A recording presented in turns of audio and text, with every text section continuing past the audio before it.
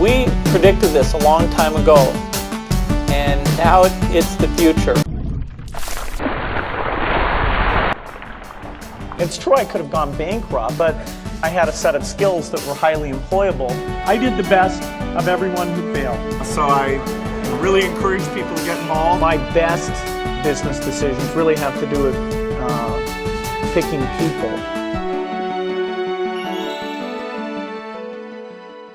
When I started Microsoft, I didn't think of it as all that risky. I mean, I was so excited about what we were doing. It's true I could have gone bankrupt, but you know, I had a set of skills that were highly employable, and in fact, my parents were still willing to let me go back to Harvard and finish my education if I wanted to. You've always got a job with me, Bill.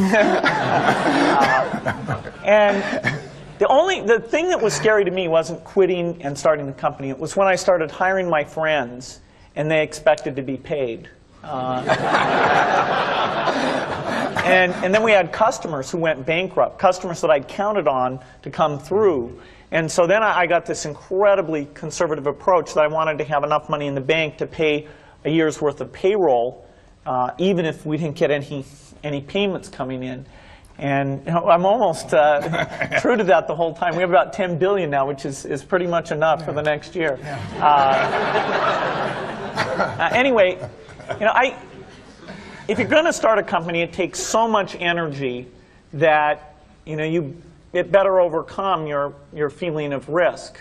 I don't think that you necessarily, if you're going to start a company, should do it at the start of your career. I think there's a lot to be said for working for a company, learning how they do things. You know, if you're young, it's hard to go lease premises. They made that hard for me. You couldn't rent a car when you were under 25 at the time, so I was always taking taxis to go see customers. And people would say, well, we're going to go have a discussion in the bar. Well, I couldn't go to the bar.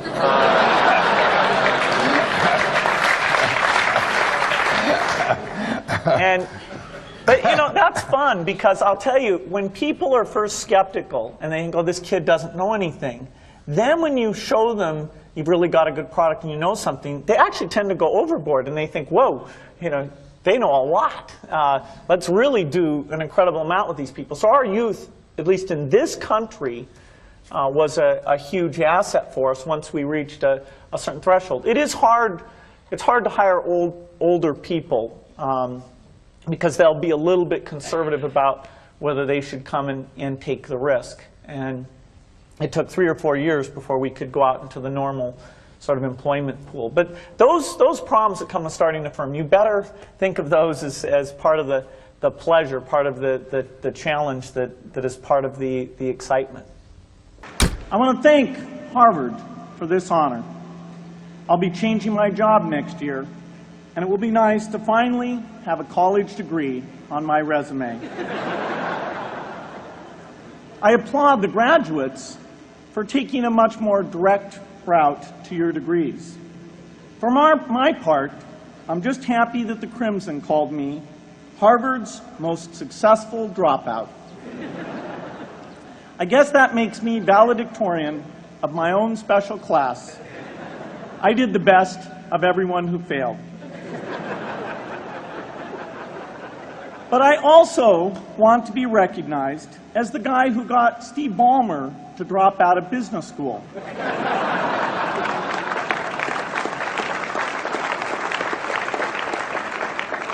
I'm a bad influence. That's why I was invited to speak at your graduation. If I'd spoken at your orientation, fewer of you might be here today. I'm in meetings a lot. My calendar gets very full with those, and then at night, after the kids have gone to bed, I'm on email a great deal. I get messages during the day. That's my chance to give long responses. And then over the weekend, I send a lot of mail as well.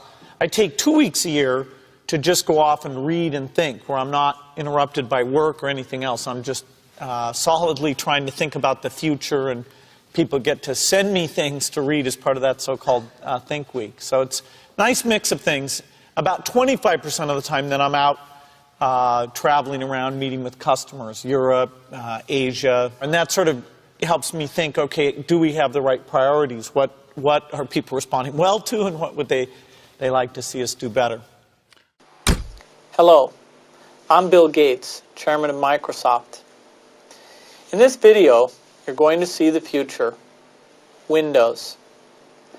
Microsoft first came up with the Windows concept back in 1983. And today, the leading software users have switched into the Windows environment. It's really incredible how quickly our powerful applications like Word and Excel and PowerPoint have been adopted. It's not just Microsoft applications. Even companies like WordPerfect and Lotus have now come out with Windows applications. And every week, we see new innovative work.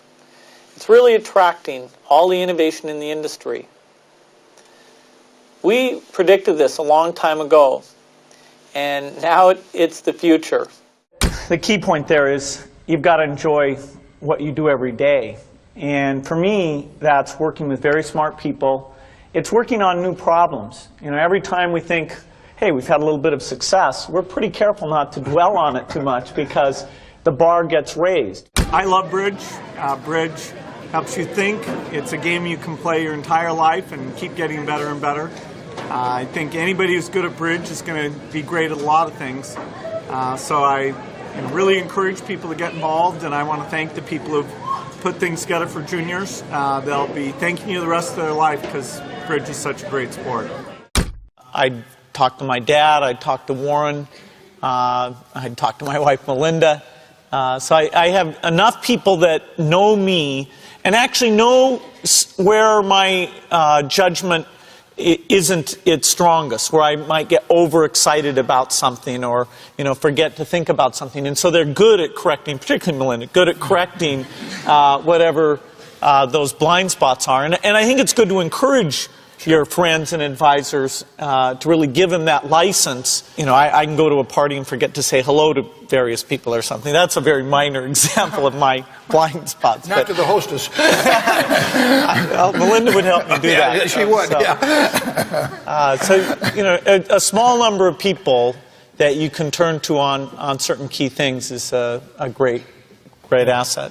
My best business decisions really have to do with picking people. Deciding to go into partnership with Paul Allen is probably at the top of the list. And then subsequently hiring a friend, Steve Ballmer.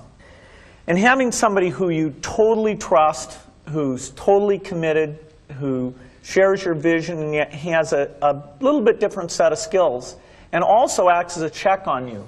Some of the ideas you come up with, you run by them because they're going to say, hey, wait a minute.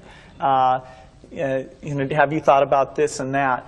And just, the benefit of sparking off of somebody who's got that kind of brilliance, it's not only made it fun, but it's really led to a lot of success. So picking a partner is crucial.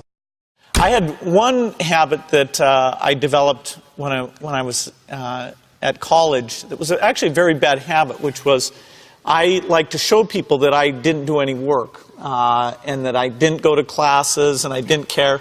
And then at the very last minute, like 2 days before the test, I'd get serious about it. And people thought that was funny. That was my positioning, the guy who did nothing until the last minute.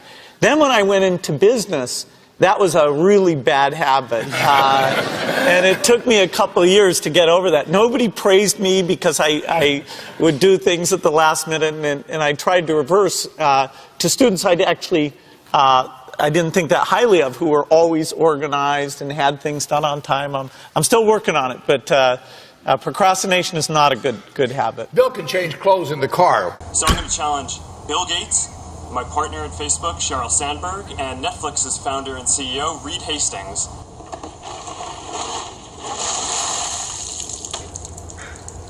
I'm glad to give to ALS. It's a great cause, but I want to accept this challenge. I want to do it better than it's been done. Been working on this, got this design. There we go. Yeah. It's going to be great.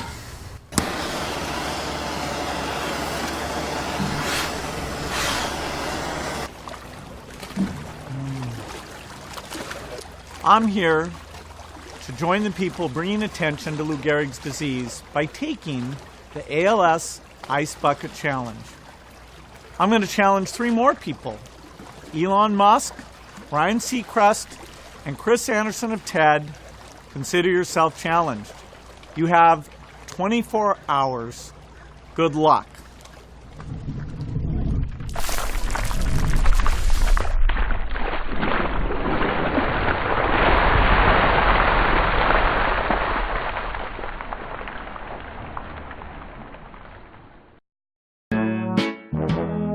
People, let me tell you about my best friend. He's a warm-hearted person who loved me till the end. Now, people, let me tell you about my best friend. He's a one-boy, cuddly toy, my up, my down, my pride and joy. People, let me tell you about him. It's so much fun, whether we're walking man to man or whether we're walking sun to sun, 'cause he's my best friend.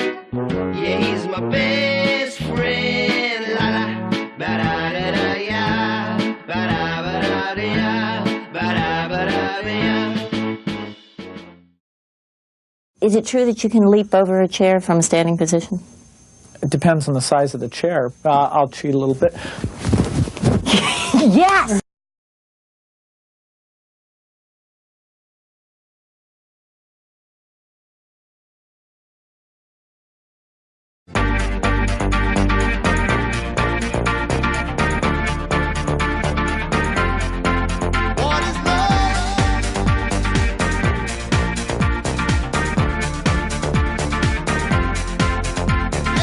By the way, I believe in winners and losers, and especially the freedom to fail. Who? Him? Who? Him? Who? Him? Him? Who? Me? I don't know. You're not there. I need